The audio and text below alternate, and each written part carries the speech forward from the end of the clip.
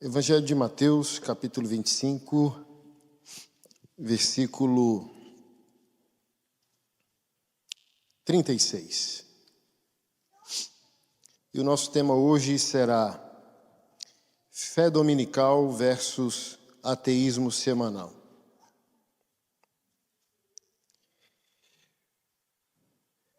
E o que eu quero dizer com isso?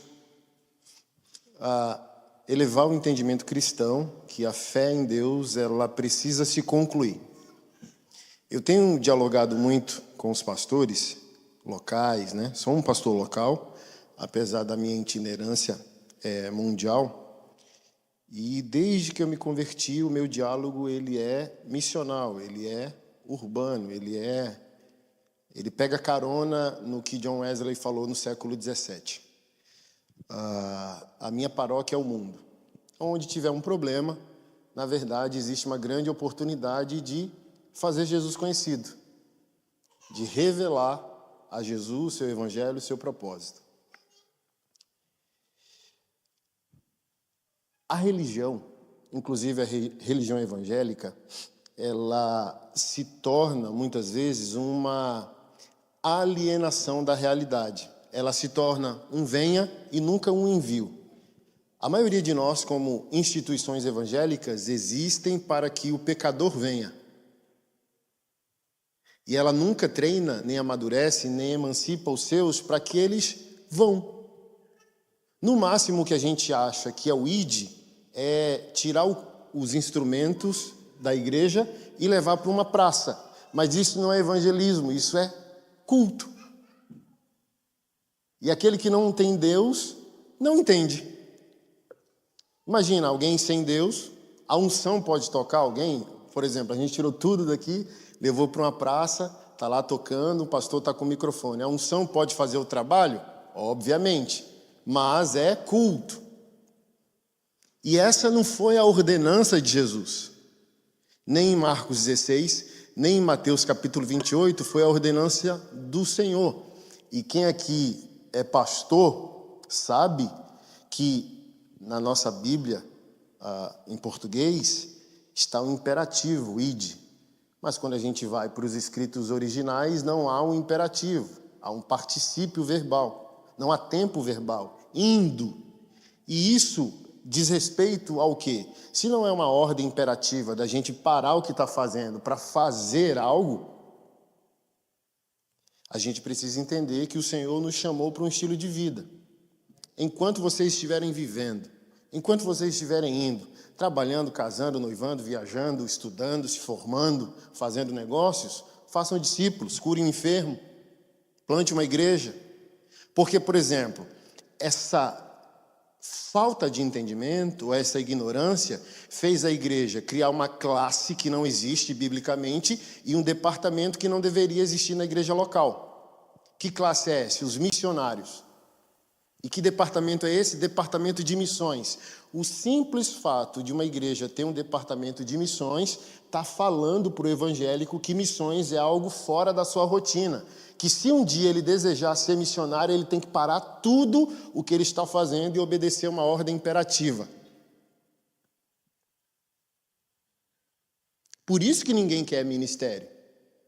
Porque a falta de ensino está sugerindo que o ministério é um suicídio dos projetos da nossa vida.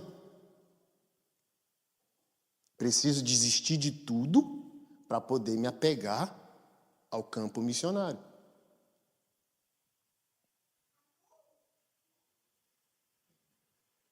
E esse missionário, ele não existe biblicamente. Como disse Charles Spurgeon, há 200 anos atrás, todo cristão ou é um missionário ou é um impostor. Se há um missionário, ele é o cristão. E não uma classe super especial de cristão. Todo cristão é um missionário. A mãe é uma missionária. A dona de casa é uma missionária. O Uber é um missionário. O pastor é um missionário. O padeiro é um missionário. O empresário, o goleiro, o contador, o advogado, o político. Todo aquele que tem fé em Deus, através do seu Filho, Cristo Jesus, é um missionário.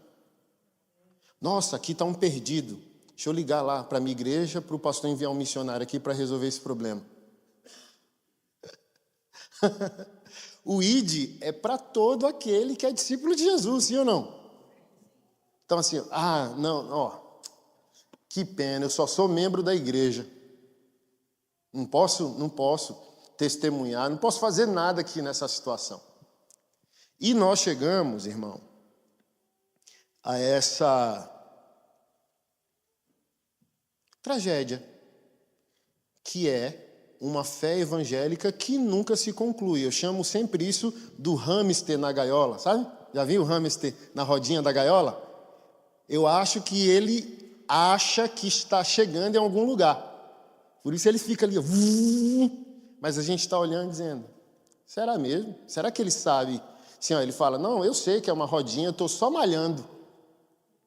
Ou ele acha que rodar aquilo ali vai impulsioná-lo a algum lugar.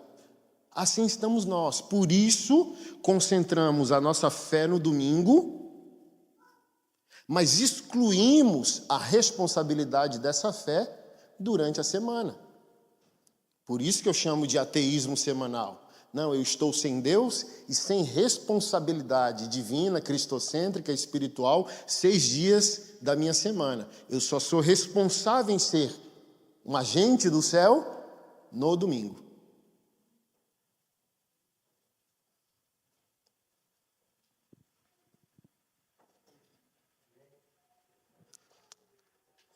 Então a fé evangélica também, ela não está se concluindo, não fecha o entendimento. Fica um gap, fica algo aberto, não conclui. O que é fé em Deus? Olha que atraso de entendimento. A fé evangélica e o Deus evangélico hoje existe para resolver problema, resolver divórcio, curar enfermidade, pagar dívida. É por esses motivos que um evangélico hoje ele vai para a igreja. Por divórcio, dívida e enfermidade.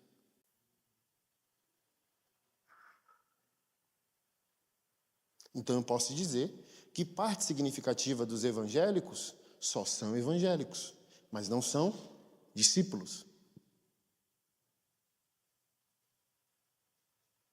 Eu sempre uso o exemplo dos 10 que foram curados por Jesus. Você já leu essa passagem?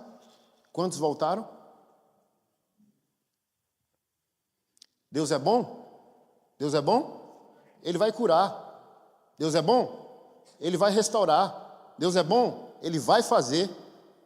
Mas só um está interessado em dar continuidade ao processo de cura.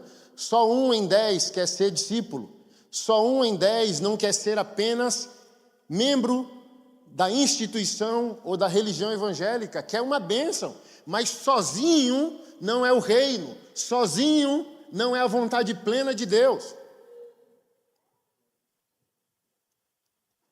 Quem nós somos, irmãos? Cristãos, aqueles que são acusados por semelhança. Não lembra de Pedro? Ele fala como ele, ele anda como ele. Então, se ser cristão fosse crime, existem provas para te condenar?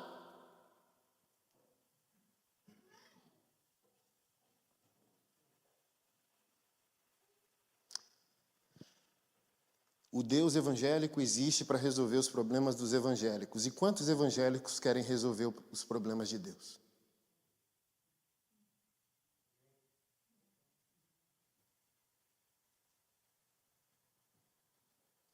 Deus tem problema, pastor Anderson? Quem ama está cheio de problema. E Deus amou o mundo de tal maneira que entregou seu filho. Olha para o mundo. Se Deus tem problema, Deus está chorando com os que choram. Deus quer que aqueles que possuem fé nele sejam a intervenção dele aqui, nos problemas da vida real. Preguei semana passada, na Califórnia, sobre a parábola do bom samaritano. Jesus, não está explícito na Bíblia, mas se você for um bom observador bíblico, Jesus, assim, as pessoas inteligentes, geralmente elas são sarcásticas. E elas usam esse método socrático que o próprio Cristo usou, que é responder perguntas fazendo novas perguntas. Que você encurrala a pessoa. Quem te deu poder? Quem te deu autoridade? Batismo de João é de Deus ou dos homens? Ele não poderia responder, não, mas ele embute outra pergunta para querer, para desejar que a pessoa saia do raso e venha para o profundo.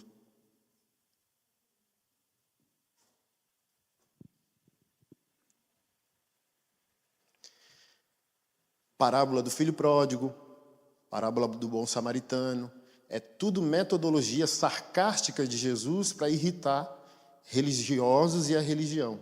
Então, a parábola do filho pródigo para um judeu é o filho querendo a herança do pai vivo. Então, o pai judeu, aspas, é obrigado, pela sua tradição e o rigor de sua religião, que está centrada na figura paterna, considerar que aquele filho é simbolicamente morto. Como que o filho deseja a herança com o pai vivo? Em outras palavras, o filho desejou a morte do pai, desprezou o pai. Aí vem aquele que diz que é o filho de Deus, conta a parábola dizendo que o pai está interessado no retorno do filho, mesmo que o filho cheire a lama e queira comer comida de porcos, e mesmo assim neguem isso a ele.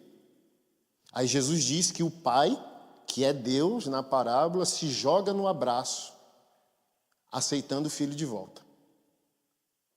Por isso os religiosos da época de Jesus queriam matá-lo. Como assim? Como assim? E a parábola do filho pródigo é justamente essa, né? O samaritano, que é o mestiço, meio judeu, meio alguma coisa, pagã. João 4 fala sobre essa tensão cultural e teológica entre judeus e samaritanos que não se davam, e Jesus meio-dia dialogando com a samaritana no poço. Mas Jesus coloca as duas figuras centrais da religião judaica na parábola, que é o sacerdote e o levita. Hoje, para nós, para você entender melhor, o Fernandinho e o pastor Silas Malafaia. E um gay. Foi isso, em outras palavras, que Jesus contou. O pastor está passando para ir para o culto. E a conclusão do culto dele está diante dele. O motivo pelo qual ele tem fé em Deus se colocou diante dele. Tudo aquilo que a palavra do Deus que ele crê ensina, tudo aquilo que a igreja que ele é pastor ensina, tudo aquilo que está no coração do Deus que ele adora, quer concluir a fé dele nesse problema. Aí o sacerdote olha e passa de largo. Pastor Anderson falou, o pastor Silas parou e disse, se eu cuidar desse problema, eu vou me atrasar para o culto. Deus me espera.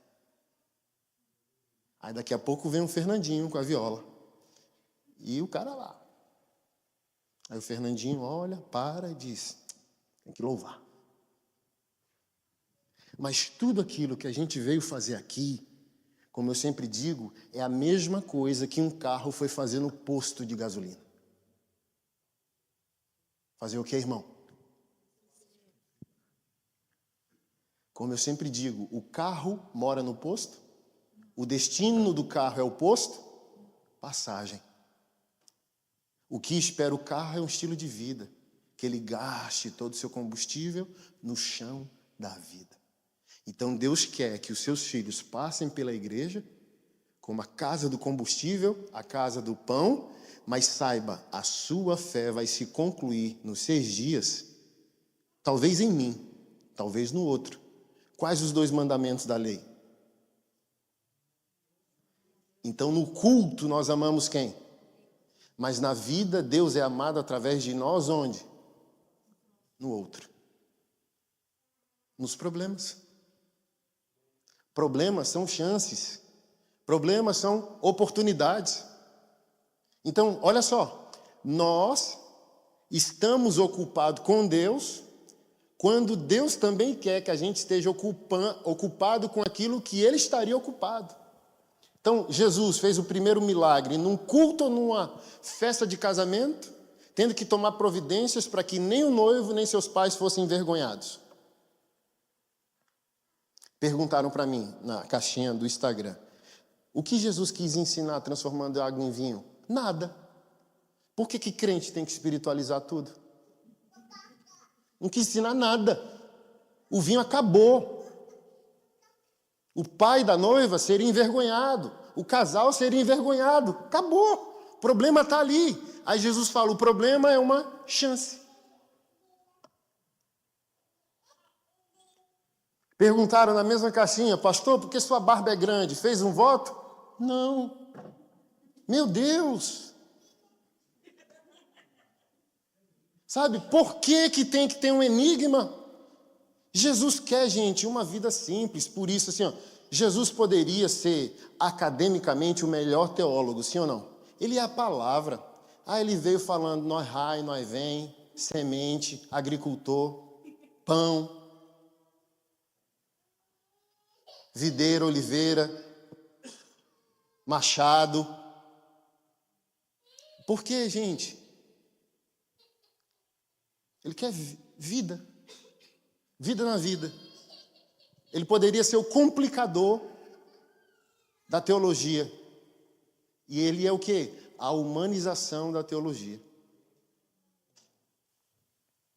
Como testemunhou João na sua primeira epístola, tudo que vimos, ouvimos, nossas mãos apalparam concernente ao verbo da vida. Então, tudo aquilo que é evangelho, você vê, ouve e toca. Qualquer coisa isolada desses três é erro. Se você só vê, ou ouve, ou só toca, está errado. Evangelho, você vê, ouve e toca. É ensinado, é testemunhado e é concretizado.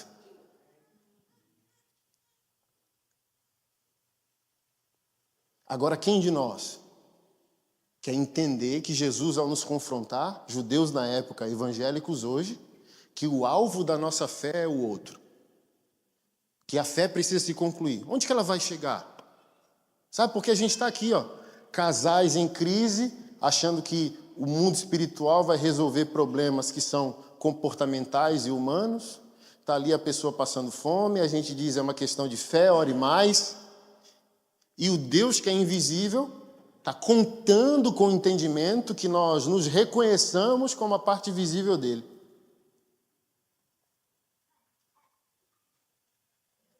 Ou seja, como eu sempre digo, Jesus é o cabeça, nós os membros, e a gente nunca viu uma cabeça andando sozinha por aí. Sim ou não? Ou seja, tu és os pés do teu Deus, tu és as mãos do teu Deus. Tu é a ação visível do teu Deus invisível. Sempre ensino isso aos homens. Ei, amadureça, se você não fizer, ninguém vai fazer. Porque se aquele que tem fé não está fazendo, aquele que não tem fé vai fazer? Porque trazendo essa questão do bom samaritano hoje para a figura que a igreja repele, vamos dizer, um homossexual. E aí? Sério que tu vai deixar as pedras falarem no teu lugar?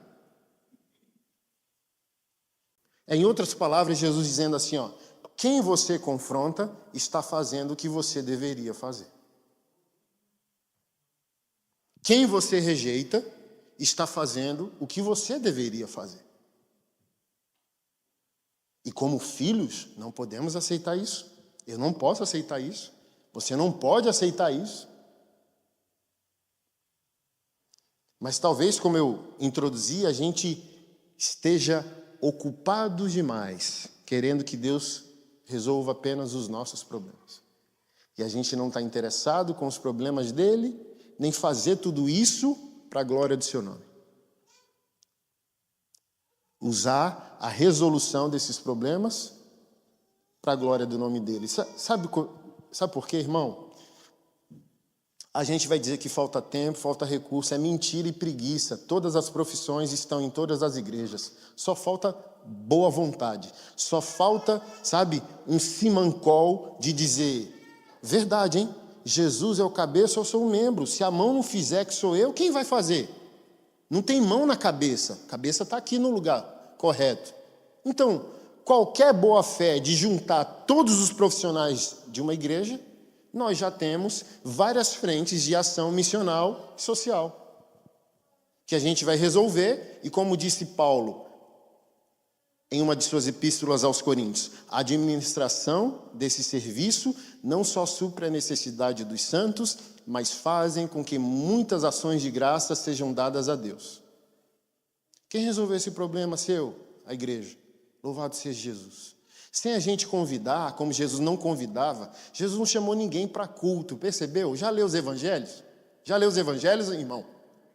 Onde que está escrito que Jesus chamou alguém para ir para a igreja? Para um culto? Ele dizia assim, ó, não diga que fui eu que curei. No outro dia, uma testemunha, a samaritana levou a cidade Sicá inteira. Ele não pediu.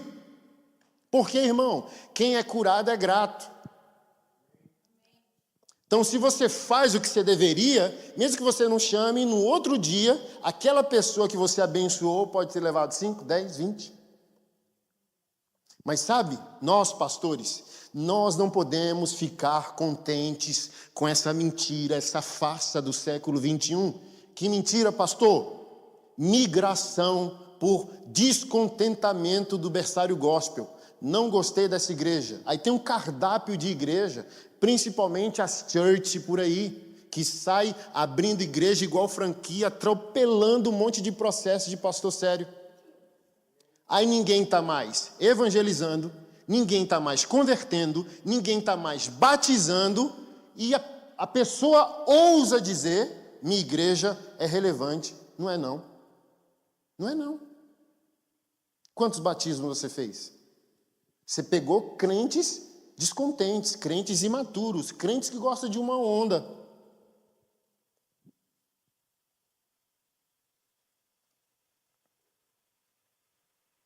E os discípulos?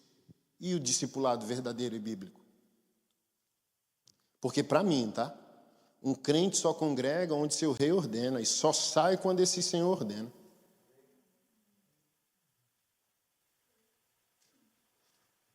Mas hoje, século 21, é o test drive congregacional, que faz com que a gente não chegue em lugar nenhum. Migração não é crescimento. Crescimento é o quê? A gente imitar Jesus. Voltando ao diálogo com os pastores. Olha, pastor Anderson, eu acho muitas das suas ações ousadas e perigosas. Cuidado com isso. Ô, querido, eu tento, eu me esforço para me conectar ao coração dos pastores, mas eu falo, eu não posso pedir perdão, eu sou imitador de Jesus. O Deus perfeito, habitando num céu perfeito, saindo de sua posição para fazer o quê? Mergulhar nos problemas. Ele sai do céu para vir. Falei, não vou ficar aqui no meu púlpito esperando que a cidade venha. Não vou. Eu vou ser visto pela cidade em festa estranha com gente esquisita. Como cantava Renato Russo, lembra? Festa estranha com gente esquisita, eu não estou legal. Mas olha só, sem essa clareza bíblica, a gente quer ser luz na luz, sal no sal. Não faz sentido. E cada um de nós tem um campo missionário. Eu tenho o meu.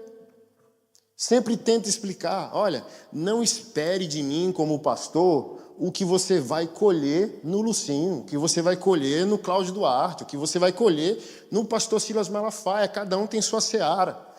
Uma das searas relevantes do pastor Silas é o quê? Todos sabemos, o meio político. Sim ou não? Por que ele dá pancada nesses juízes aí e não dá nada? Porque ele tem moral nos bastidores. Ele é pastor nesses bastidores. Ele só fala o que ele está falando porque ele está resguardado. Você tem o seu, eu tenho o meu. Peguei minha moto, aí quando eu peguei, os motoclubes cristãos. Vem para o nosso motoclube, Esquadrão de Cristo, Cruz não sei o quê, os missionários, Disciple dos Estados Unidos. Aí é top, né? Eu acho que eu vou entrar num cristão. Vou não. Por quê? Já estou rodeado de crente, moço. 24 horas por dia. Crente, nébias, xeramanaia, está repreendido, varão, vaso, varoa. Eu falo bem assim, um crente que se preza é rodeado de quê, irmão? Problema.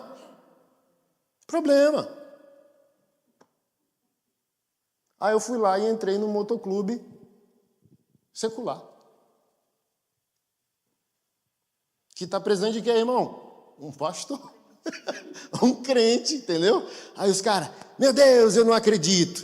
Aí eu falei, não, que preguiça. Que preguiça de ter que explicar o óbvio.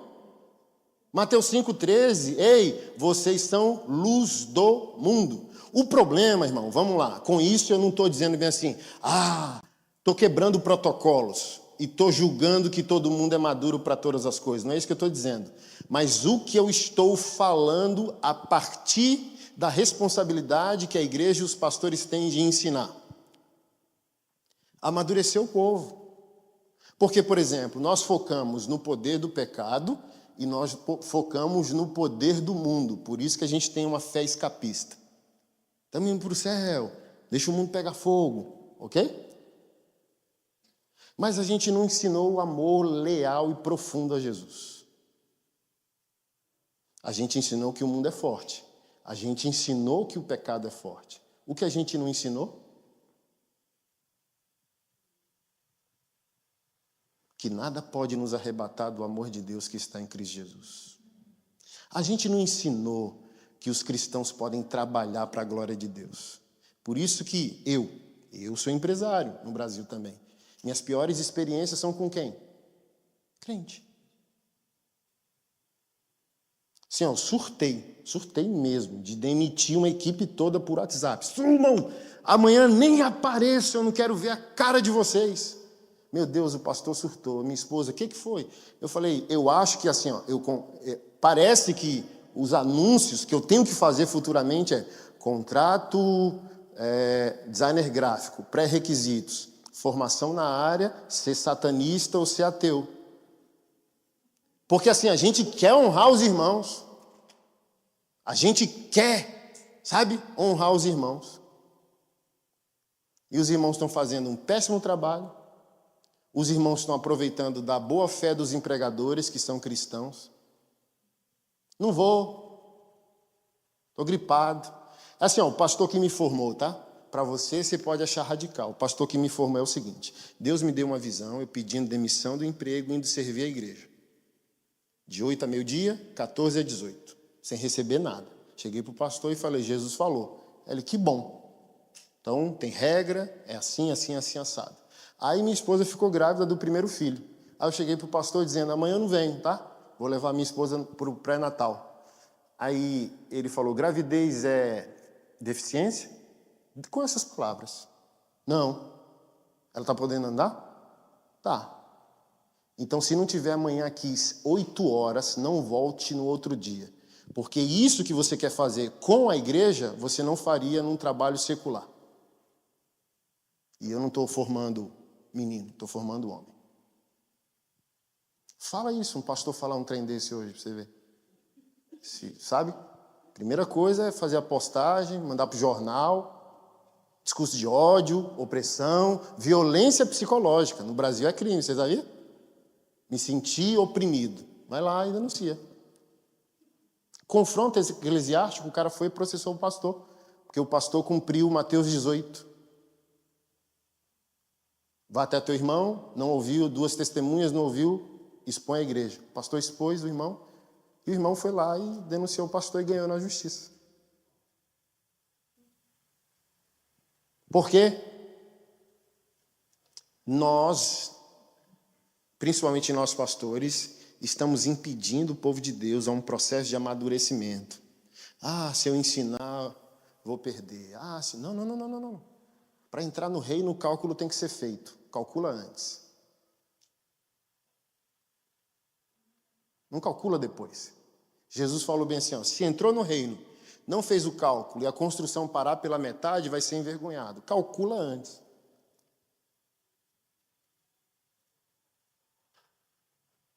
Um pastor em Portugal cancelou uma agenda comigo, né? Aí o anfitrião falou, por que o senhor está cancelando a agenda com o pastor Anderson? Não, porque ele é muito sim, sim, não, não. Aí o anfitrião falou, mas, pastor, não é o que está escrito?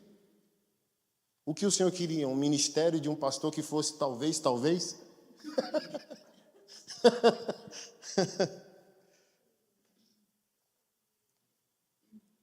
Porque parece que desde o church, a igreja entrou num processo estranho. A igreja virou church e Jesus virou você nas músicas, acabou. Na sociedade, tiraram a havaiana da mão da mãe, do pai e da avó. E o metiolate parou de arder. Na igreja, pintou de preto, chamou de church e Jesus você. Não estou culpando esses processos, mas começou tudo a dar errado. E o que a gente tem que fazer? Voltar a pregar o óbvio. O que a gente veio buscar no domingo numa igreja, o que você vai buscar domingo na sua igreja local, precisa se concluir, varão, segunda, varoa, na terça. Seja o que for que você esteja fazendo, a fé em Deus tem um processo conclusivo. Deus não está carente. Se a gente não entender que a fé evangélica tem conclusão, a gente acha que Ele existe para resolver os problemas e a gente adora Ele porque Ele está carente.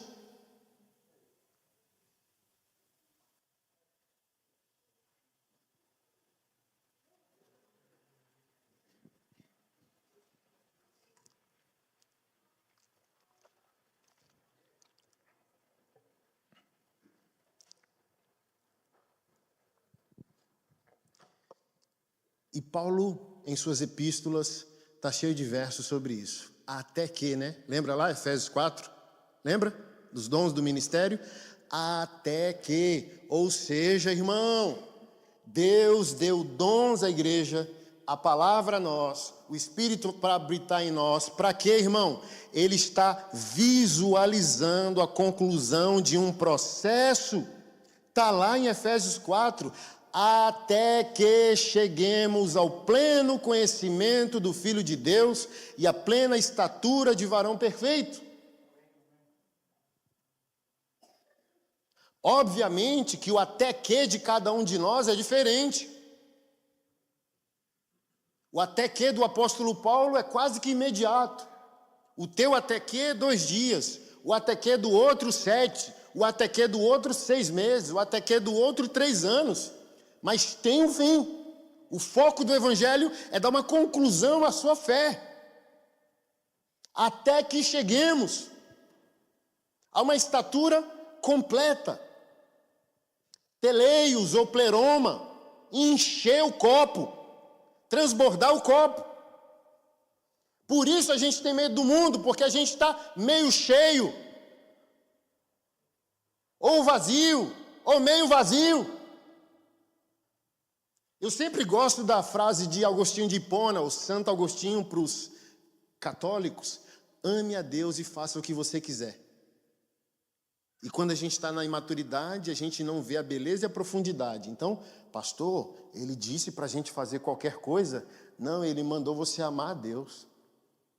E depois que você ama a Deus, você sai do raso, vai para o profundo, o paladar refina, varoa. Uai, amar a Deus é o quê? Aceitar que Deus põe uma mesa, te convida pelo nome de filho, coloca você para sentar, serve você com as iguarias da eternidade, apurou teu paladar. Quem comeu na mesa de Deus come qualquer coisa? O verdadeiro crente, quando se desvia, irmão, ele nunca se torna ímpio, ele nunca peca em paz. Ele está lá na mesa do bar, sofrendo, bebendo pela metade. Ele está lá pecando pela metade. Ele está lá traindo pela metade, porque ele sabe o que é comida. Mark Lloyd Jones falou que o desviado é um ser estranho. É o pecador com pudor. Peca com pudor. Peca com culpa de consciência.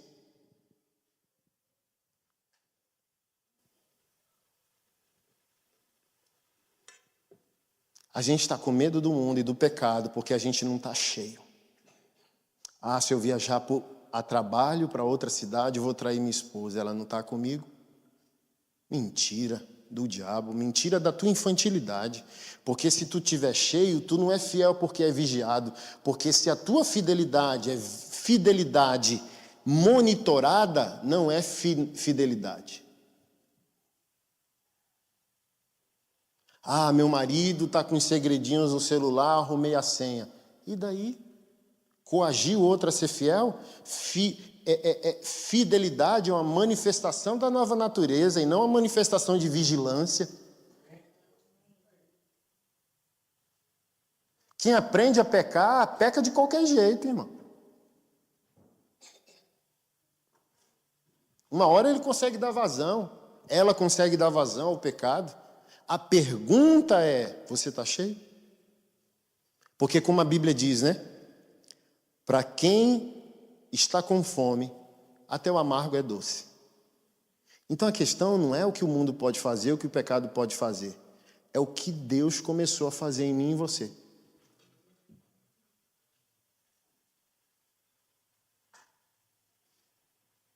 Vou ficar 35 dias pregando na América para poder não voltar em 2024. Eu já fiz tudo de uma vez.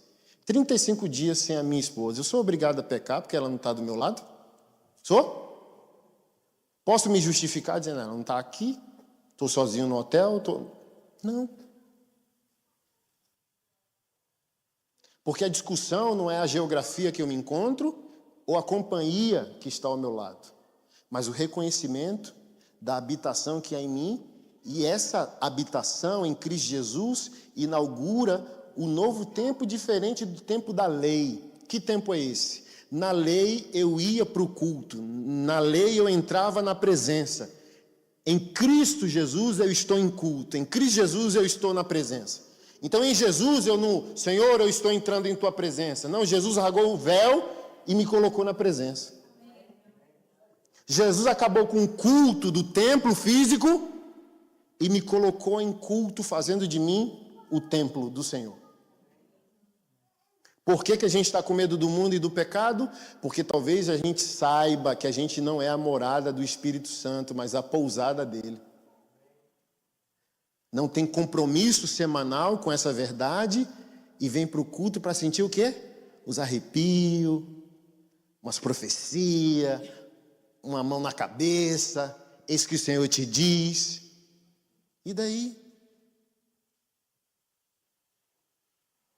Porque a Bíblia diz que a palavra de Deus é lâmpada e não bola de cristal. E hoje o povo está buscando igreja e culto para adivinhação, feitiçaria, bola de cristal. A Bíblia diz que a palavra é lâmpada para os teus pés, ou seja, tem que caminhar, tem que viver. Mas hoje a gente vai para a igreja para quê? Para chamar a adivinhação de profecia.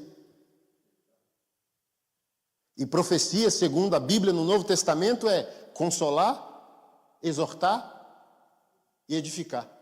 Ou seja, tudo que é profetizado está conectado com a comunhão que a pessoa já tem. O que é exortar? Trazer para perto. Então assim, um profeta bíblico, neotestamentário. Ei, fica firme. Deus te viu aquele dia na madrugada orando, está perto. E não tipo, eu sei o número do teu CPF. E daí?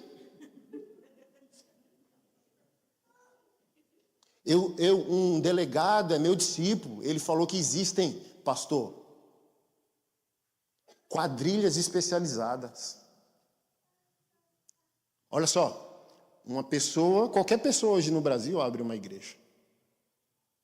A pessoa é um maníaco, um tarado, um estelionatário e sabe que o povo de Deus é bobo porque quer ser evangélico e não quer ser discípulo. Porque discípulo é norteado pelo quê? Está escrito. Está escrito.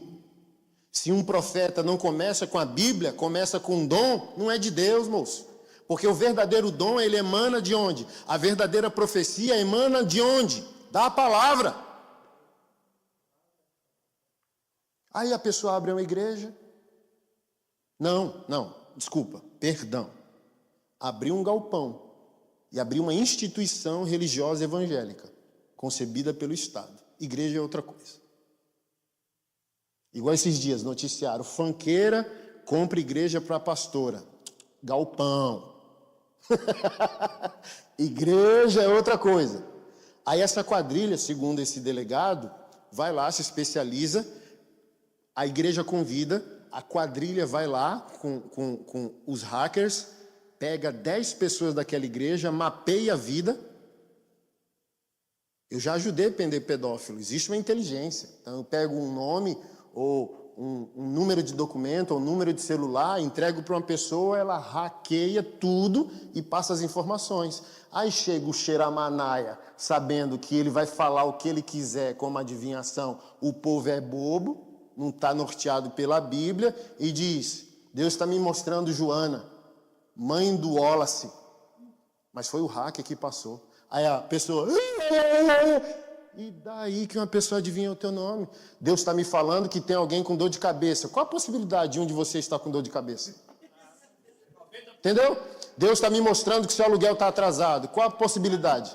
Deus está falando que o nome de sua mãe é Maria. Qual a possibilidade daqui ter 5 filhos de Maria? Por isso que eu digo, pastor, aquele cara é profeta, adivinha CPF. Eu falo, deixa de ser bobo. Só é de Deus se ele adivinhar o CPF e saber o que você deve pagar. Aí é de Deus. Fala, o CPF é tal. Você está devendo no Brasil 37 mil reais. E eis que o Senhor te diz, eu vou pagar. Aí você fala, esse é profeta. Mas o cara tá lá, hackeou, falou o número do CPF e a pessoa... Não. Sendo que a profecia tem função de quê? Trazer para perto aquilo que o teu pai falou no secreto da tua comunhão. Edificar, exortar, consolar.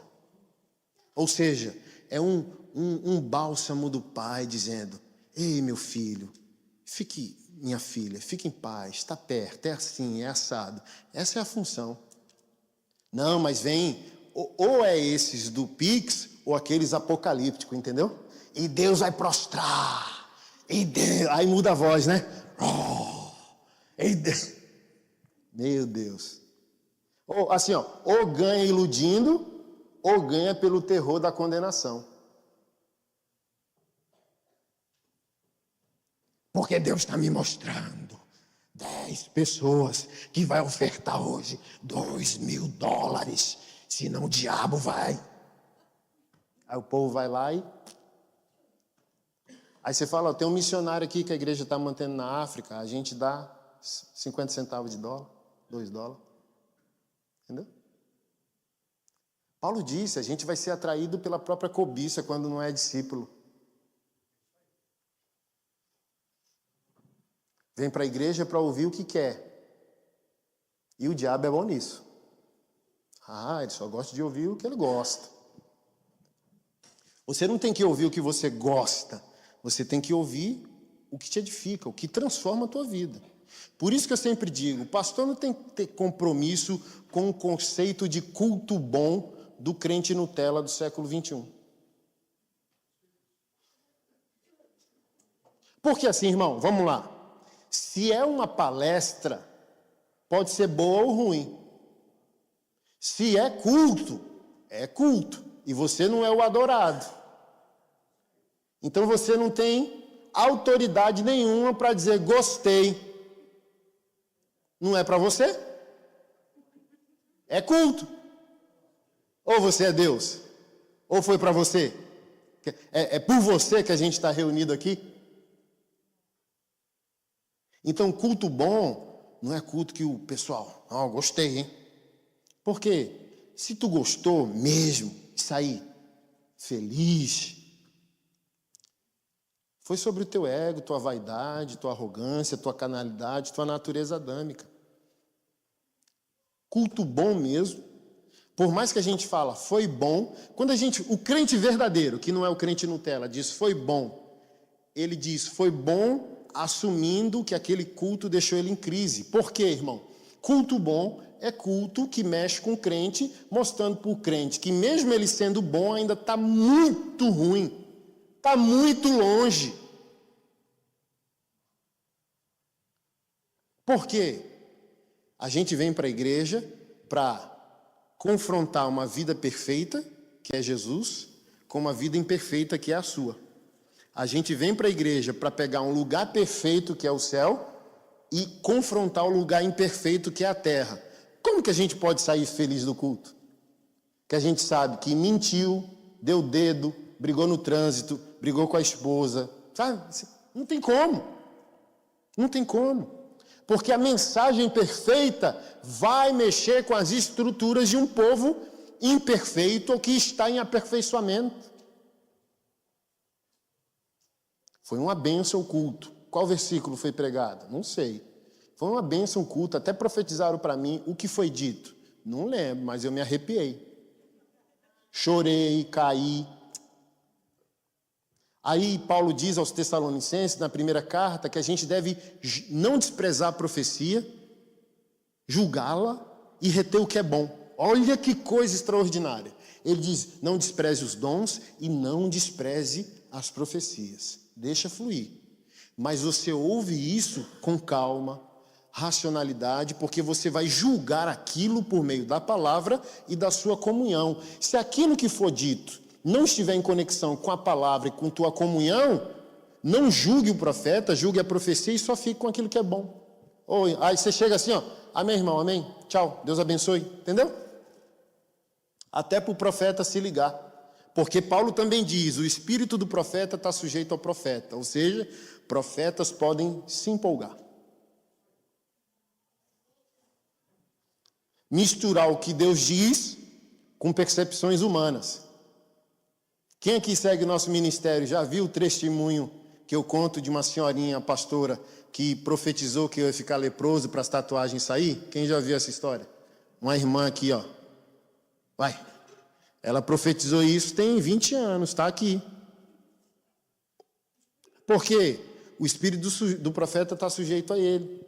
Ela pega sua formação cultural, sua percepção teológica, se formou ou não, se leu ou não, né?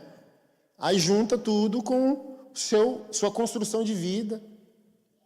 Há 50 anos, isso aqui era total sinônimo de marginalidade, tal. Hoje já tem vários outros significados culturais.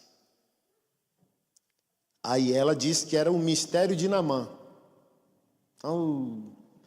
E para quem ouviu, você lembra que eu falei assim, ó, eu fui na igreja dela, que um irmão me chamou para instalar um ventilador, que fazia muito calor. Aí eu tô lá assim, ó. Aí quando eu olho o Xeramaná lá atrás, ela profetizando para o meu amigo, que ela viu um carro importado, viagem para a Europa, para os Estados Unidos, e ele chorando. E eu aqui dizendo, Senhor, eu não quero profecia hoje não. Porque assim, eu percebi uma igreja humilde, de bairro, de madeira, uma pastora extremamente pentecostal, sem nenhum freio teológico, racional. Só o Xeramaná que ela tinha, ok? E eu falei, para um relacionamento com uma pessoa culturalmente como eu, vai ser difícil para ela. Então ela pega toda a vida dela e acha que Deus falou. Aí ela vai chegando perto e eu falei, Jesus, eu te implorei que ela não venha, eu não quero profecia. Aí ela veio. Conhece o mistério de Naamã? Conhece Naamã? Sim, pastor, eu conheço. Conhece o mistério de Naamã? Conheço, pastor, o mistério de Naamã. Quantos meses ele ficou leproso? Quantas vezes ele desceu nas águas? 7, pastor. É isso que o Senhor te diz. É isso que eu vejo. Mas o mais interessante, né? Quando a pessoa diz assim, é isso que eu vejo. Parece que a pessoa não está vendo nada dela mesma. Que às vezes você vai olhar de volta a vida da pessoa e a vida da pessoa está mais difícil que a nossa. Aí ela vê tudo, como se fosse fácil, né? É isso que eu estou vendo, é isso que o Senhor me diz. E por que tu não está vendo tua vida? E por que o Senhor não está dizendo sobre tua própria vida? Por que tu não vê o número da Mega Sena e pega o dinheiro e ajuda missionários? Né? Tu vai ficar leproso 7 meses.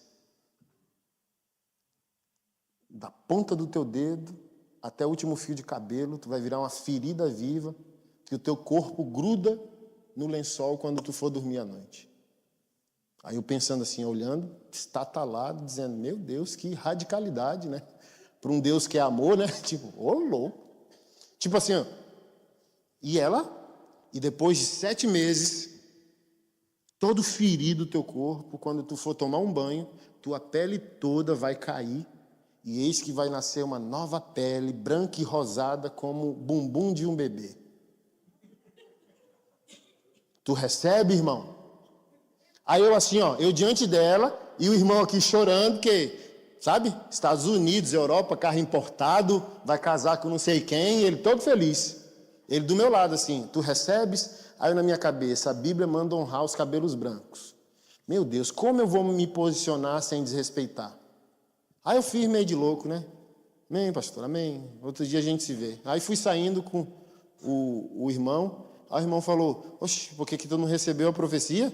Eu falei, porque ela acabou com a minha vida, só tu que foi para cima, eu fui para baixo.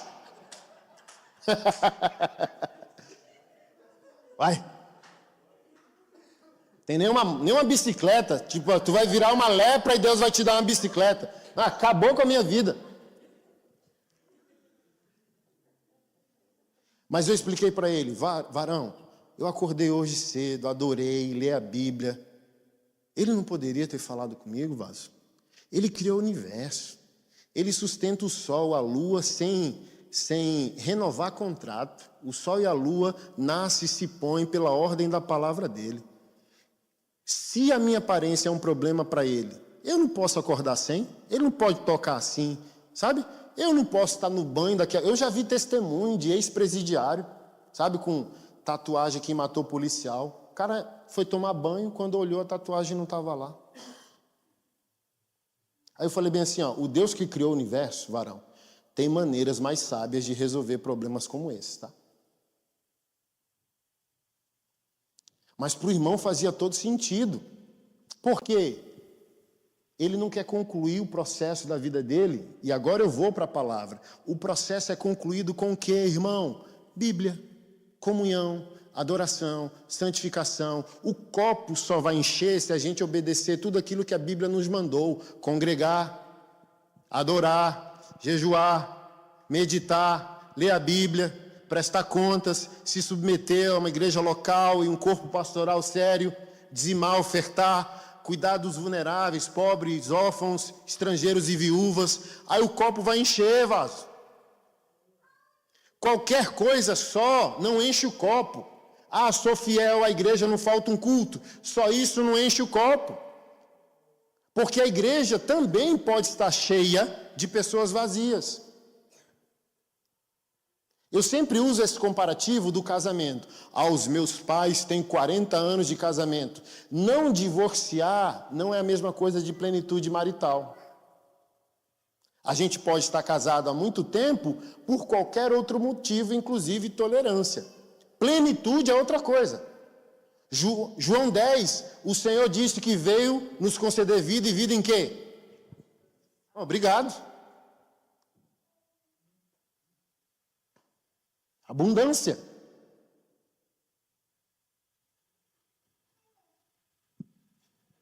Abundância. Então, se a gente é bom em um assunto do reino, a gente tem que buscar ser bom em todos os outros, crescer naquilo que não temos, amadurecer aquilo que ainda está imaturo.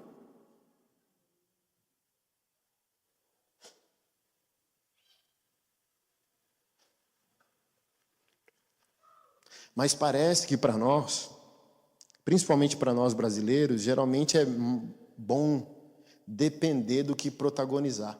Parece que a gente sempre quer ficar na posição fetal, na defensiva, sabe? Nunca quer sair daquele lugar para transbordar e protagonizar. Isso envolve Uma profunda responsabilidade. Prosperar financeiramente, a gente vai ver biblicamente, inclui inúmeras responsabilidades. Ter um ministério, crescer em unção, crescer em conhecimento. A Bíblia diz que quem decidiu ensinar é digno de duplo juízo. Tudo que é crescimento é acompanhado de responsabilidade. Um atleta de arte marcial, por mais inocente que seja, eu treino boxe, eu treino jiu-jitsu.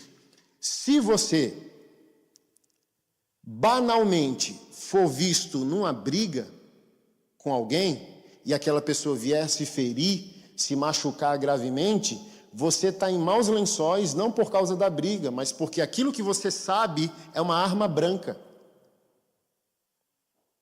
Se você sabe uma luta, você tem 1000 passos à frente de uma pessoa leiga. Então não é uma briga, é uma tentativa de homicídio.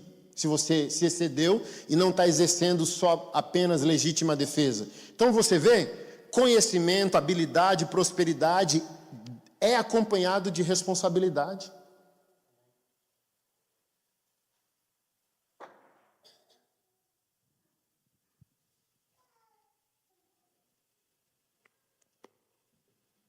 Você está aqui, irmão?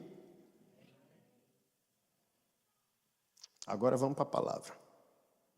Mateus 24, 36.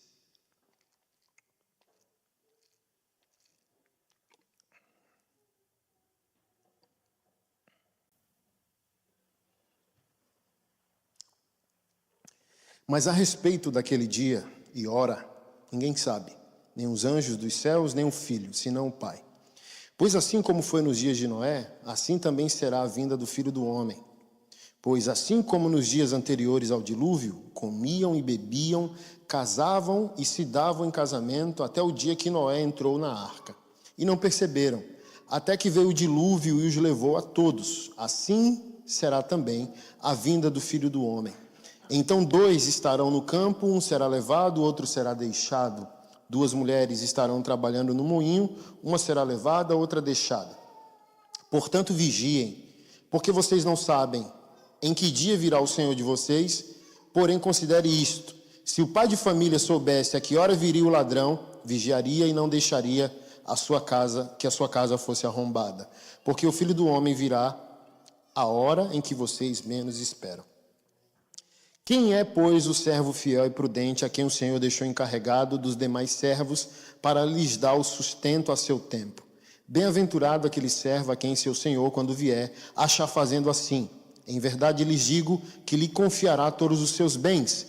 Mas acontecerá, se aquele servo, sendo mau, disser consigo mesmo: meu Senhor demora por vir, começará a espancar os seus companheiros e a comer e beber com os bêbados. Virá o Senhor daquele servo em dia em que não espera e em hora que não sabe, e irá aplicar-lhe um castigo severo, condenando-o com os hipócritas. Ali haverá choro e ranger de dentes. Eu amo o que começa a ser dito no 25, porque ele é seguido de algumas parábolas. A primeira dele das 10 virgens, que são as amigas da noiva, né? O noivo não casaria com as 10 são as amigas que preparam a noiva do noivo para o casamento. 5 prudentes, 5 imprudentes. Na visita do noivo, é agora o casamento. 5 estão com azeite e lâmpada, fogo. As outras não. Isso fala do quê? Paixão, fervor, expectativa. O que eu quero? O que eu espero?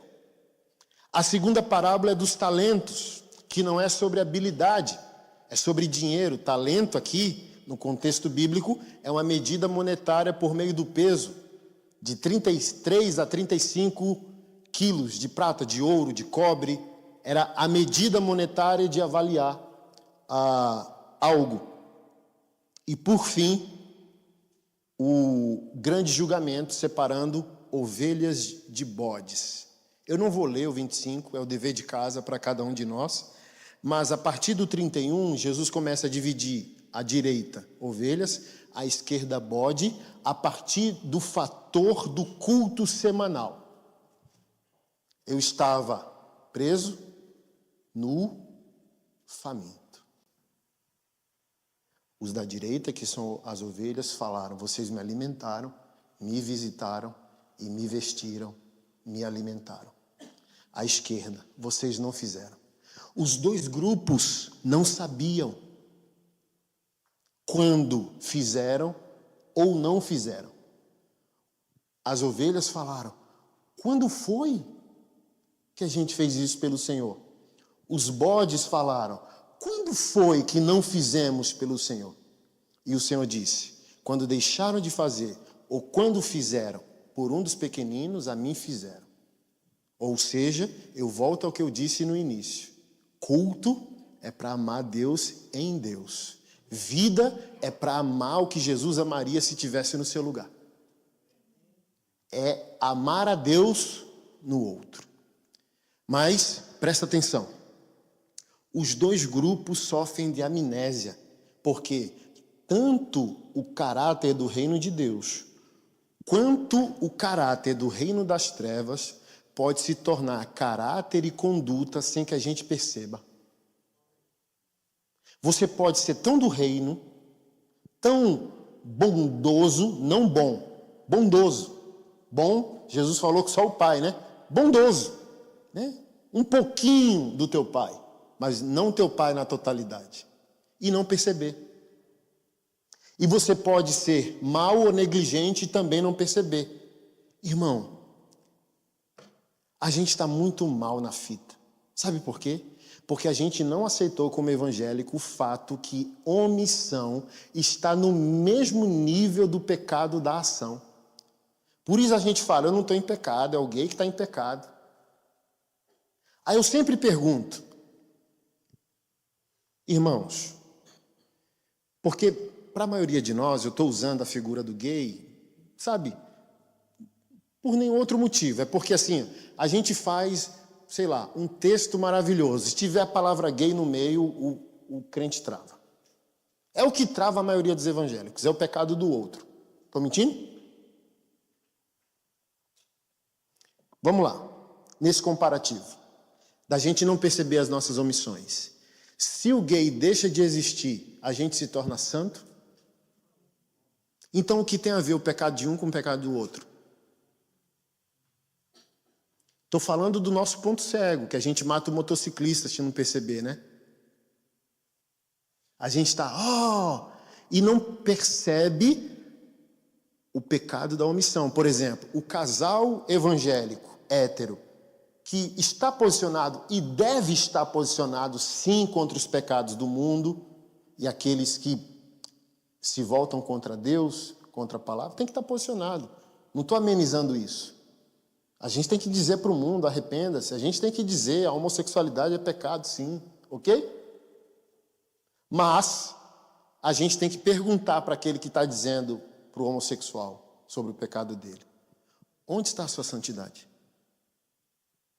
Porque condenar o pecado do outro não te torna santo imediatamente. Porque o que diz a palavra lá em Hebreus? Sem santificação ninguém verá o Senhor. Então o outro está em pecado? Ok. E você está em santidade? É uma reflexão honesta que tem que se fazer. Senão a gente vira os fariseus, guardiões no início, né, naquele silêncio intertestamentário, 300 a 400 anos que Deus fica em silêncio. Vem os fariseus como guardião, mantenedores do fervor teológico, enquanto Deus não voltava a falar. Mas o que era bom se tornou ruim. Por quê? Eles ficaram orgulhosos que eram os guardiões do silêncio teológico de Deus, não viveram a palavra, não entraram no reino e viraram vigilante da salvação do outro.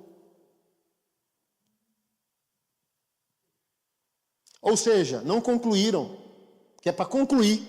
Aí não conclui e fica na porta. Ei, irmão, com esse batom aí não vai não, hein? Ei, irmão, com essa barba desse tamanho não entra, hein? Ei, irmão, não sei o que, hein? Porque o mais interessante, quando a gente não cresce, é que a gente, quem aqui é pentecostal, neopentecostal, olha, a evidência de ser cheio do Espírito Santo é orar em outras línguas. Vários versículos bíblicos reforçam esse acompanhamento. Ok, não é o objeto da discussão. Mas a minha provocação é: se é o Espírito Santo que trouxe a evidência de tu estar cheio do Espírito para falar em outras línguas, por que o mesmo Espírito não fecha a tua boca para fofoca?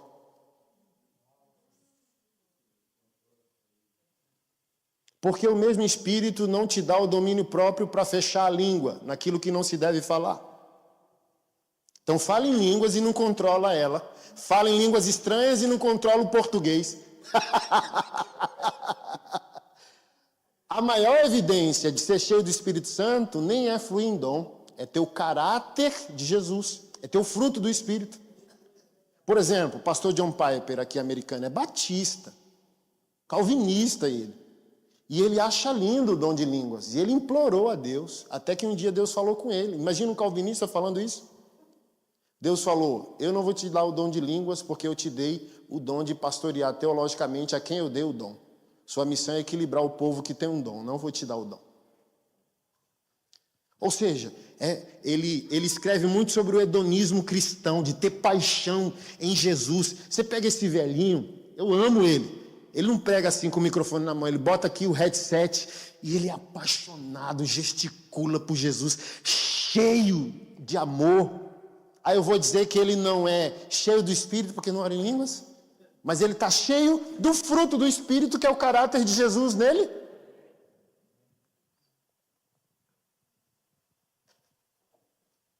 Talvez essa é a grande tragédia do cristianismo moderno. Muito dom, pouco caráter. Pode perceber que quando um pastor cai, tem mais dom do que palavra. É para juntar os dois. Tem muita palavra? Traz um foguinho. Tem muito fogo? Traz a palavra. Todo extremo, toda beira é abismo. Muito dom, vai cair. Muita palavra, vai virar um geladeiriano. Que não é o foco do evangelho. Então a gente sempre tem o quê? Se a gente quer concluir a nossa fé, correr atrás do que não temos. Eu tenho facilidade com o mundo espiritual, vai buscar uma teologia saudável. Tenho facilidade com os livros, vai buscar fervor espiritual. Tenho facilidade com finanças, olha que armadilha. Um coach famoso que eu fico zoando nas minhas redes sociais, ele fala do resultado. Não, eu tenho resultado. Quem é esse pastor que tatuou a cara para falar de mim? Aí eu mandei uma que ele ficou igual o Chaves, sabe? Eu falei bem assim, ó, se resultado é a aprovação de Deus, Satanás tem a terça parte dos anjos e continua um demônio. A pessoa diz assim, ó, é de Deus, por quê? Está dando dinheiro. Oxi, quem negociou Jesus foi Judas, macho. Por quê? Se a gente tiver Jesus, dinheiro vem. Agora, se a gente tiver dinheiro e não tiver Jesus, o que a gente faz? Então, eu sempre digo, o problema do pobre se resolve como? Buscando dinheiro. E ele vem, se os princípios são cumpridos, se você ama Jesus de fato e quer também glorificar o propósito dele. Agora, o problema do rico que não tem Jesus. Olha o Japão, a maior tecnologia do mundo e um dos maiores índices de autoextermínio entre os jovens.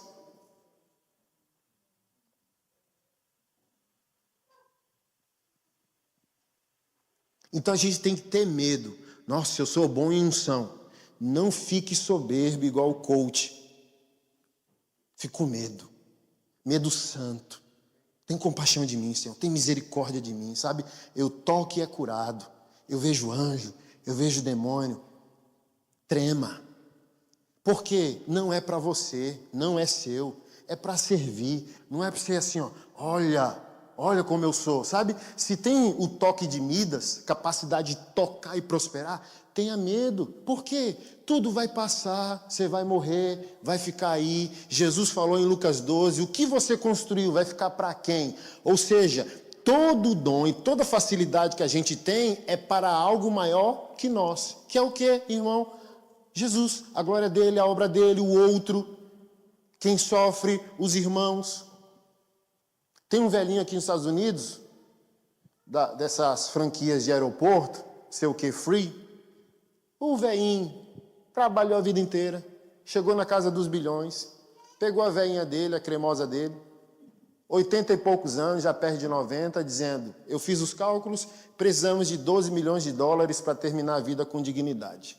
Então, já reservei, falei com os sócios, falei com a administração das empresas e sobrou tantos bilhões para a gente começar a sentar e decidir como redistribuir para instituições, universidades, agências missionárias e igrejas. Por quê? Então, ele entendeu que tudo que ele construiu financeiramente foi o dom de socorro. Está lá também, em Romanos 14, 1 Coríntios 12. São todos apóstolos? Todos curam? Todos oram em línguas? E ali ele fala do dom de quê? Socorros. Que o cara não sabe abrir a boca para falar, Deus é bom.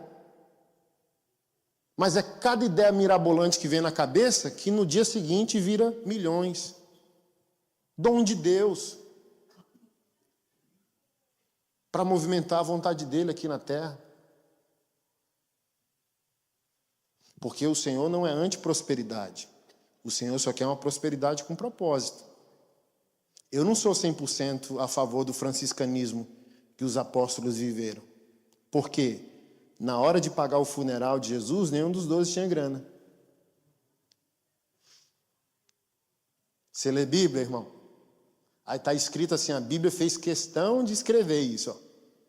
E um discípulo rico de Jesus, vindo de Arimateia, chamado José, primeiro pegou o corpo, fez um acordo político, era conhecido politicamente. Esse cara que foi morto é meu senhor. E eu quero o corpo. Aí o prefeito falou, eita, o fulano, que é dono da fábrica tal, o cara é dele aí, libera o corpo. Aí depois ele paga o melhor funeral para Jesus, numa pedra, funeral de gente nobre, nunca foi usada, a sepultura, e enrola o corpo de Jesus num linho finíssimo. O problema é o dinheiro, irmão?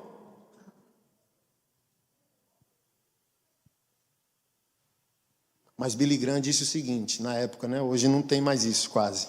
Me dê o talão de cheque de um homem e eu direi o que ele ama. Hoje a gente pode dizer, me dê o extrato bancário de um crente e eu vou dizer o que ele ama. Por quê? Não está concluindo. Porque eu recebo uma capacidade extraordinária num assunto. Então, tudo aquilo que ele te dá, ele está vendo quem, irmão? A cidade, a comunidade, a igreja, as missões, o outro. Tudo que você recebeu não é seu. Tudo que você recebeu tem dono. Os evangelhos dizem assim, ó, ninguém recebe nada que não seja concedido do alto. E todo mundo vai prestar conta sobre isso. Sabe o que eu estou escrevendo? Um livro sobre arte e rock and roll. Para mim, esses caras que não se converteram e movimentaram multidões, vai pagar tudo de acordo com Efésios 4:11.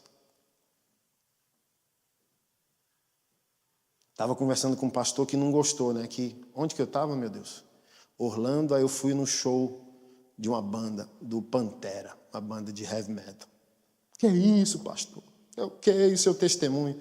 Falei, varão, não é onde eu estou, é quem eu sou. Quem eu sou? Você é o pastor Anderson, que defende, prega. Ok, então é isso. E eu estou capturando o quê? O sentimento de culto. Está lá, o cara lota um estádio, porque está lá em Efésios 4:11 o seguinte, ó. Desceu cativo ao cativeiro, deu os dons aos evangélicos. Desceu cativo ao cativeiro, deu dons aos homens. Sabe Renato Russo? Eu ouço aquele cara, não porque eu tenho prazer, eu ouço para chorar. Dizendo, que desperdício.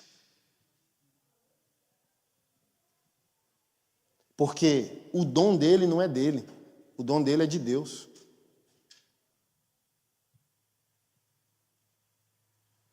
E quando ele for julgado, se ele não se arrependeu enquanto ele ficou mais de um ano numa UTI móvel na casa dele por causa do HIV,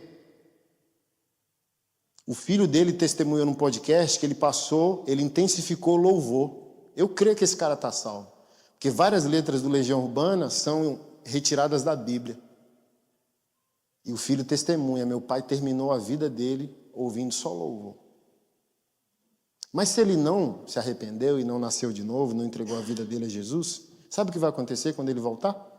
Ser julgado por Efésios 4 como um apóstolo. Porque, gente, vamos lá. Eu sei que é complicado, tá? Dia 7 de setembro eu estou lançando um livro chamado A Arte é Deus, Deus não é a arte. O que eu quero dizer com isso? O que Renato Russo faz de bom não é ele, é de Deus. O patrimônio é de Deus. A capacidade poética tem dono. Não é da criatura, é do Criador. Como a criatura vive, aí já não é mais Deus. O bom, a arte, é Deus. A vida do artista que não glorifica Deus já não é mais Deus. Virou do diabo.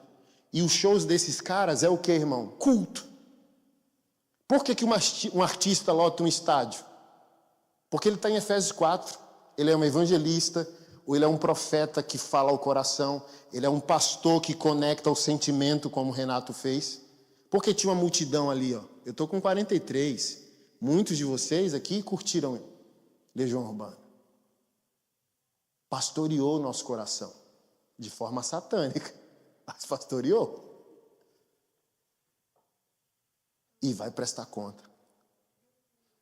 Porque o dom que era para edificar foi usado para destruir. E o que mexe comigo? Que a gente está aceitando isso de maneira passiva. A gente não está mergulhando para, sabe, como diz Charles Spurgeon, ei, se as pessoas quiserem ir para o inferno, que elas saltem sobre os nossos corpos, porque a gente vai estar na porta do inferno gritando para eles não entrarem lá. Ah, a gente está aqui na igreja, nossa, minha igreja está marromeno. Por quê? Vocês estão esperando o problema vir. E a cidade de vocês está cheio de problema.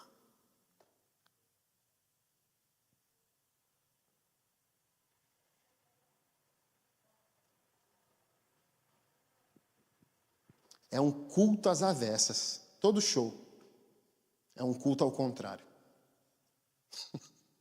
Porque não é um culto de adoração, né? É um culto de idolatria.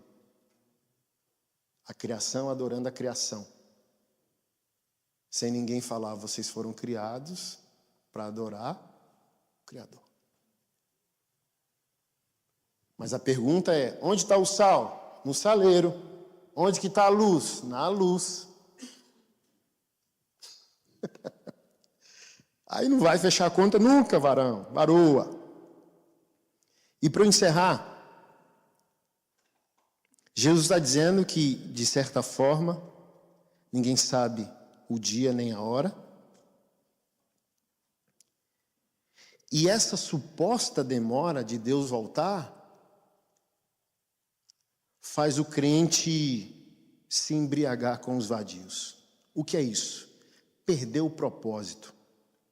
Perdeu o motivo. Por que sou o que sou? Por que faço o que faço? Se Jesus está demorando, eu vou viver meus próprios projetos. Se Jesus está voltando, eu vou viver a minha maneira.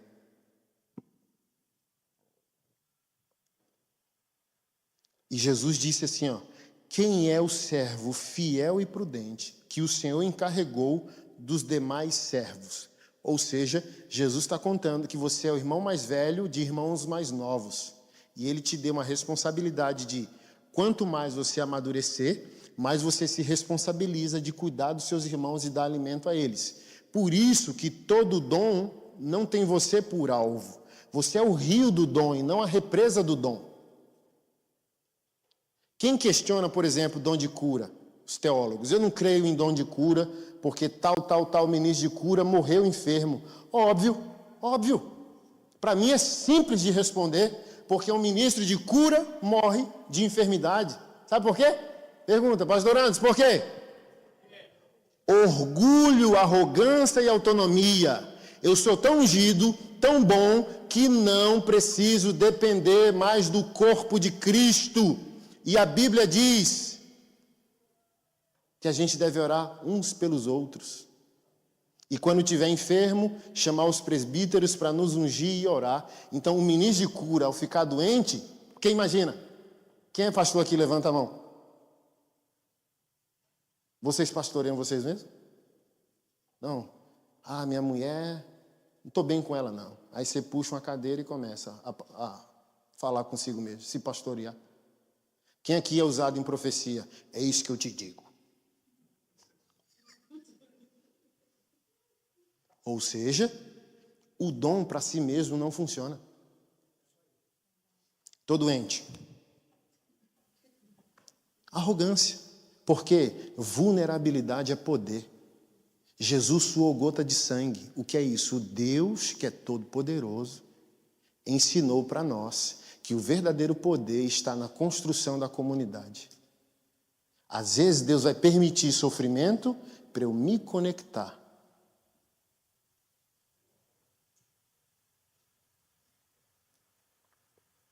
Você vai ver daqui a pouco o institucional dos nossos projetos. Aí eu bloqueei 4 evangélicos cretinos há uns 3 meses, porque eu levantei um desafio ali de intervir na vida de uma mãe autista que estava tentando autoextermínio.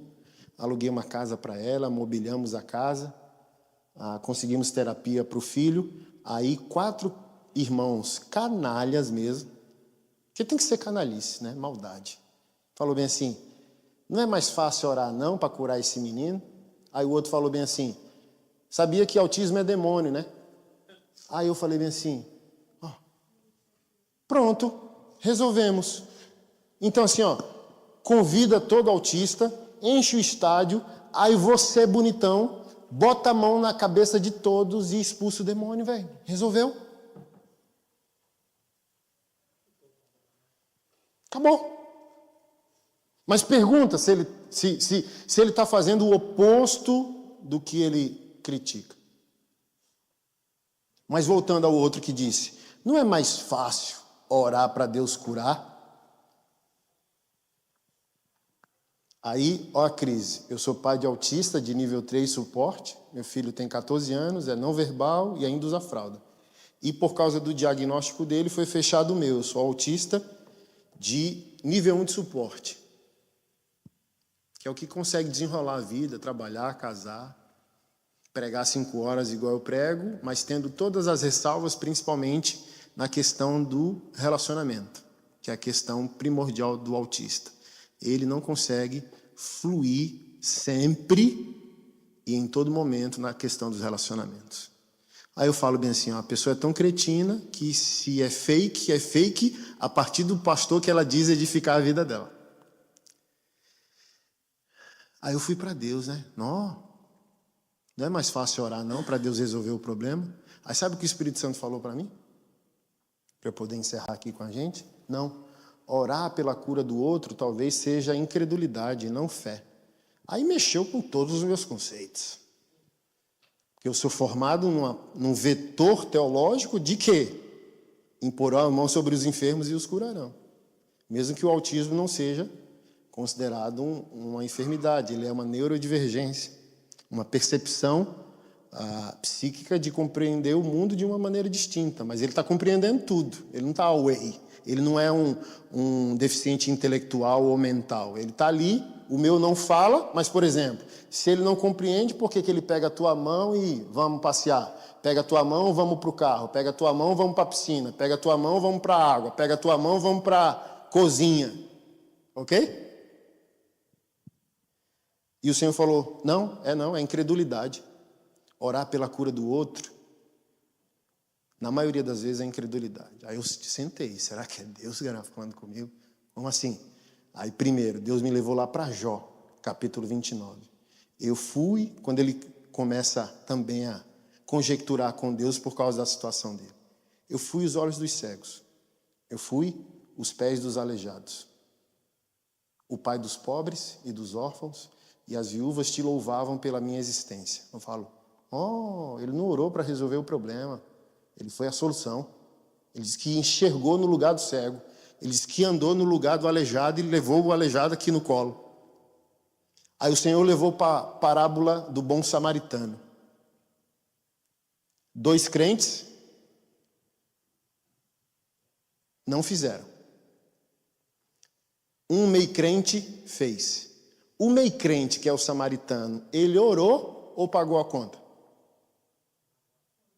Pode falar sem medo, irmão. Ainda falou assim, ó, se ele gastar mais, quando eu voltar de viagem, eu pago. Sim ou não? Sim ou não? Aí o Senhor me venceu. Imagina, o Senhor me venceu, que arrogância, né? Porque a gente fica resistindo. O Espírito Santo quer levar a gente a um lugar de plenitude, de entendimento, e a gente fica brigando com Deus, sim ou não? Aí o Senhor me levou para o paralítico, que tinha 4 amigos. Aí o Senhor ministrou meu coração. Filho, sempre vai ser mais fácil eu fazer o que eu sou bom de fazer. Eu criei o universo. Você acha que para mim é fácil curar o enfermo? É só o que eu vejo, Senhor, no Evangelho. É fácil demais para mim. Falar, levanta e anda. Sabe o que é difícil? Curar teu caráter. Te livrar da avareza. Te divorciar de mamão. Esse é o mais difícil. O mais fácil é eu fazer o milagre no outro. O mais difícil é eu fazer o milagre em ti.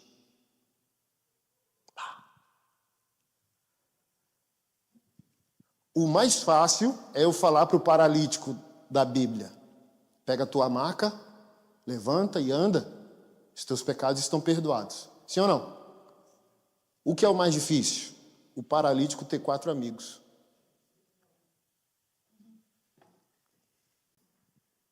Aí eu, como um bom crente, eu já me joguei no chão.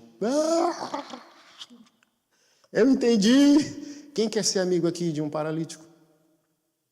Quem quer limpar a ferida de um paralítico que fica no mesmo lugar, sentado, dormindo?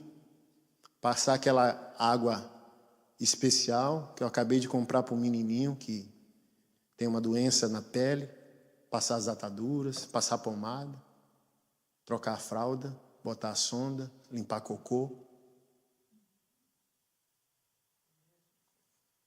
dar comida na boca. Isso é fé. O Espírito Santo falou para mim, isso é fé. Ser amigo do paralítico é fé. Eu creio tanto que Jesus pode te curar, que eu sou tua cura momentânea.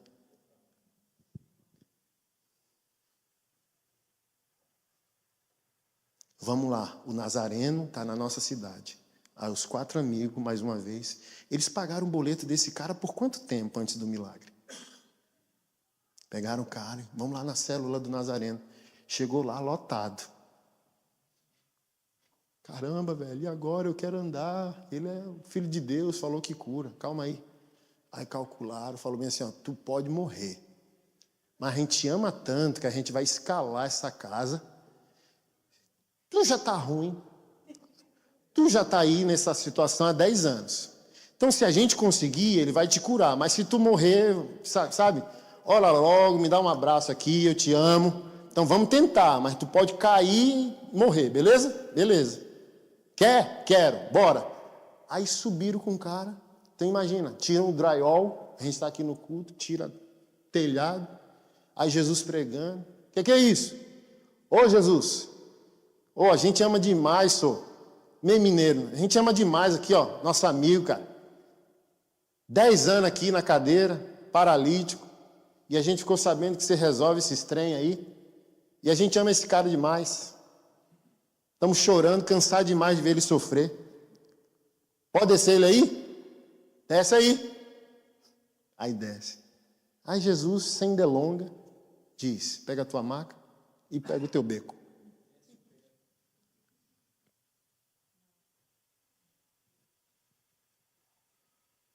É fácil Jesus prosperar. Difícil é você tirar o escorpião do bolso e ajudar alguém enquanto o Senhor não faz o milagre.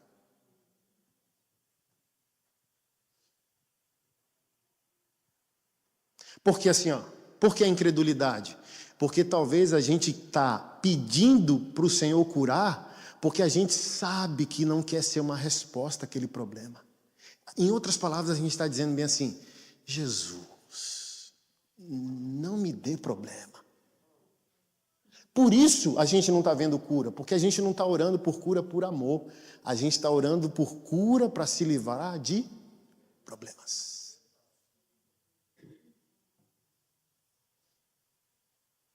A gente está orando pela prosperidade do irmão, para o irmão não ter que depender da gente. Para o irmão não chegar ao nível de dizer, Oh, eu tentei de tudo. Porque assim, tem gente ruim? Tem. Tem gente escorada? Tem. Mas tem gente boa, que só precisa de um empurrão. Só precisa de uma chance. Hoje eu sirvo 370 mães de autistas que foram abandonadas pelos maridos. Eu sei o que é uma tranqueira. Eu só ajudo de fato e de verdade 4. Porque não é porque a gente é amoroso que a gente é besta. Não é porque a gente é amoroso que a gente é trouxa.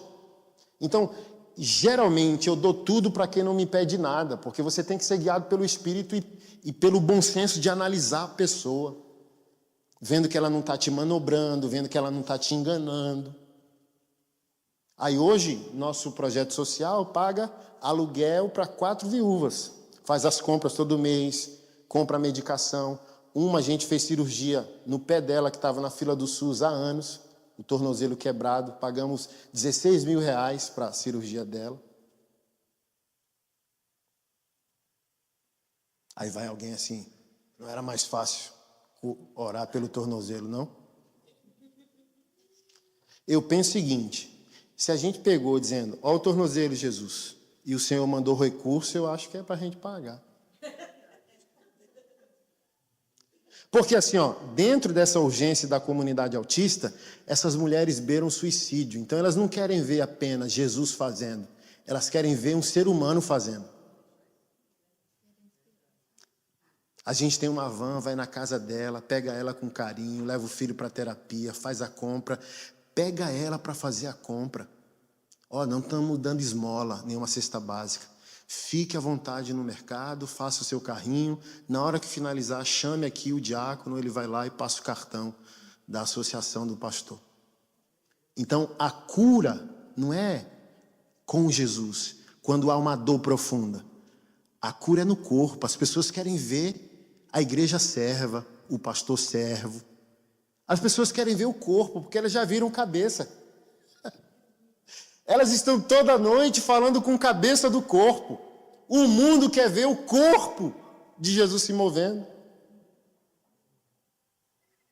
E é dever meu e seu, para agora eu encerrar de verdade, é dever seu não permitir que o cabeça do corpo saia sozinho, saltitando pelas ruas da cidade, assustando as pessoas. Porque se qualquer ser humano vê uma cabeça pulando sozinha, ela vai desmaiar de nervoso.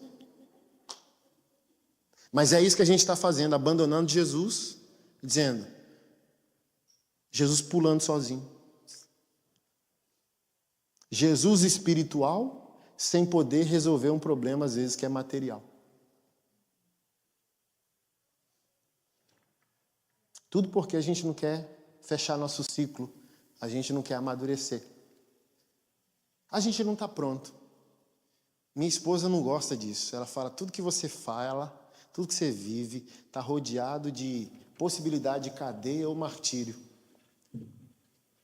Ah, mas é o que a Bíblia, sabe? Porque assim, ó, tem que estar pronto. Falou, não sabe o dia nem a hora. Eu tenho que estar pronto para subir, eu tenho que estar pronto para morrer pelo motivo certo e ser preso pelo motivo certo. Eu tenho que estar pronto. Porque está aqui, ó, posso vir, bum! E aí, tu está pronto? Por que as igrejas não estão pregando mais Maranata? Porque a gente quer fazer concessão com o povo. Ô Jesus, avisa que hora vai chegar, para eu poder me organizar, não estou pronto não. Para eu poder resolver meus BO, para eu poder resolver meu caso extraconjugal aqui. Volta assim não, Jesus, de repente. Avisa antes. Mas ele falou que vai chegar de repente. Então a gente tem que ser a noiva que está, ó.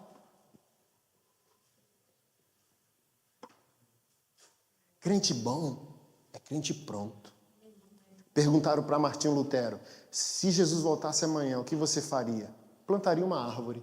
Não muda em nada, o retorno de Jesus não muda em nada a vida de quem está pronto, de quem o ama, de quem o aguarda. Todo dia é o quê? Maranata, eu já entreguei tudo que eu sou, eu já entreguei tudo que eu tenho, não tem reserva, não tem cômodo trancado, não tem segredinho. Eu sou do meu amado e ele é meu, acabou. Mas o crente está cheio de amores, pela coisa errada, pelo Deus errado. Por isso ele não quer que as pregações falem sobre o retorno do Senhor. Porque parece que ele quer ficar, ele não quer subir não. Não, Jesus só serve para pagar a minha conta, porque é aqui, sabe? E Paulo disse, se a nossa expectativa em Jesus diz respeito só a essa vida, somos os mais miseráveis de todos os homens. Se Jesus serve para pagar só tuas contas, resolver tuas crises conjugais e curar tuas doenças, és miserável. Porque um Deus perfeito, com uma vida perfeita e um céu perfeito, te aguarda. Perguntaram ontem para mim no Instagram, pastor, qual é o teu sonho? Aí eu botei a música Maranata.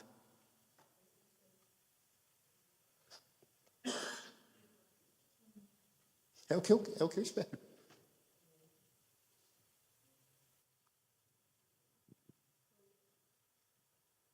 Aguardo o precioso dia em que virás. Isso é o que norteia a vida de um crente. Por que um crente se torna melhor do que é? Porque ele está norteando toda a sua vida e escolha nesse evento. Que evento? Jesus vai abrir o tempo e inaugurar a eternidade. Mas a gente está aqui querendo pagar boleto. Jesus, tu foi para a cruz para pagar boleto. Jesus, tu foi para a cruz para resolver o meu casamento, como se a gente fosse o centro do universo. Jesus, tu foi para a cruz para curar um câncer. É tudo bônus. Tudo tem. Tudo que eu estou citando aqui, tem que buscar mesmo. Tem, mas é bônus. O que é o alvo? A mesa. O Criador virou meu pai. Ó, aqui, ó. Face to face. Tu é meu filho. Esse é o alvo. Se o boleto está pago ou não. Se o casamento está bom ou não. Se tem doença ou não. E daí? Por quê, irmão?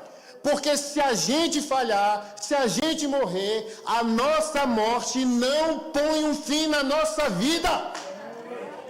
A morte da matéria inaugura o que Deus chama de verdadeira vida. Por que a gente está resumindo Jesus ao que a gente pode receber aqui e agora?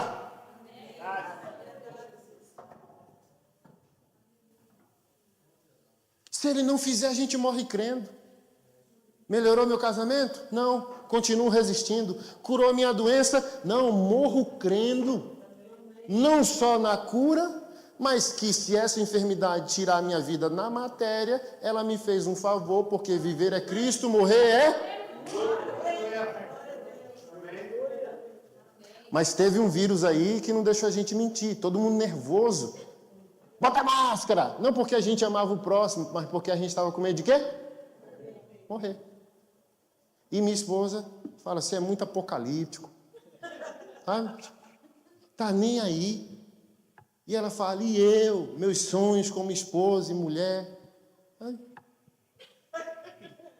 Que assim, ó, o que quer? Um ranchinho, uma chacarazinha, sabe? Ficar lá, envelhecer. Amém. Meu sonho é servir Jesus a minha vida inteira, com 60, voltar para Maceió, comprar uma casinha na praia, ok. Mas se Ele não quiser isso, eu vou definir se Ele é bom ou não por causa disso. Então eu tenho que fazer minha parte para depois Ele falar, te autorizo. Do que eu tomar a decisão autônoma e Ele dizer, não era a minha vontade. Então eu prefiro dizer bem assim, ó, Jesus, esculhamba a minha vida. E depois... se sobrar, deixa eu viver o meu sonho.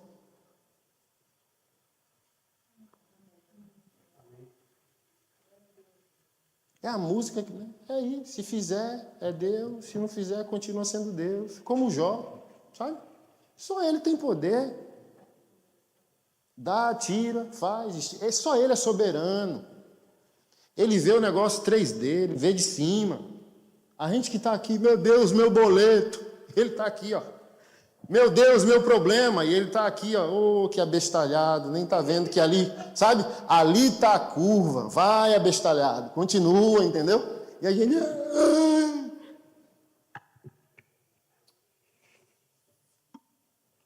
É igual velório de crente. Tinha que ser diferente. Tinha que ser chazinho, louvor alegre. A gente só chora. Chorei bastante semana passada. Um filho de um pastor que já foi do meu ministério, o filho foi morto lá, espancado nas ruas de Brasília aos 18 anos. Acabou com o meu dia. Minha esposa chorou, dizendo, parece que eu perdi um filho. Porque eu ensino isso. A gente só chora descontrolado quando uma criança e um jovem morrem. Mas você vê crente assim, ó, a vozinha, sabe? Ô irmão, o que foi? Por que não veio no culto domingo? Ah, pastor do céu, não sei o que eu faço. Minha avó morreu. Quantos anos tinha? 90, 99, 95. Crente. Ô varão, me ajuda a te ajudar. Sabe? Se você abrisse assim, ó, a janela do céu, ela queria te dar um cascudo, que ela vai dizer assim, ó, sabe? Me deixa em paz, tipo assim, ó, tô melhor que você. Eu vim para o lugar, sabe, da conclusão da promessa. Aí tá a pessoa lá, sabe, a vozinha, 90, eu quero ir junto com ela. Tipo, não, você tem que desesperar, clamar por ressurreição, se a gente for enterrar uma criança. Deus, por quê? Deus! Mas o salmista disse, até 70, o que passar disso é cansaço e enfado. Glória a Deus, foi até... Eu quero ir até os 90 se Jesus não voltar. Mas eu não quero ninguém descabelando no velório. Quero lá dizendo, servo fiel, testemunhando, sabe?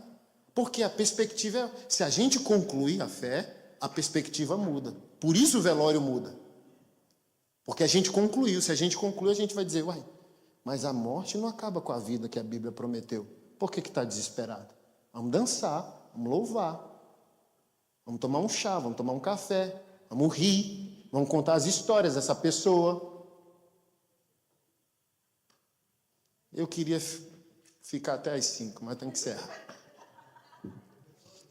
Curva tua cabeça, vamos orar. Senhor Jesus, nós te louvamos e te agradecemos pela tua bondade, teu amor, tua graça. Te agradecemos porque a tua igreja se reuniu hoje para ouvir da tua palavra.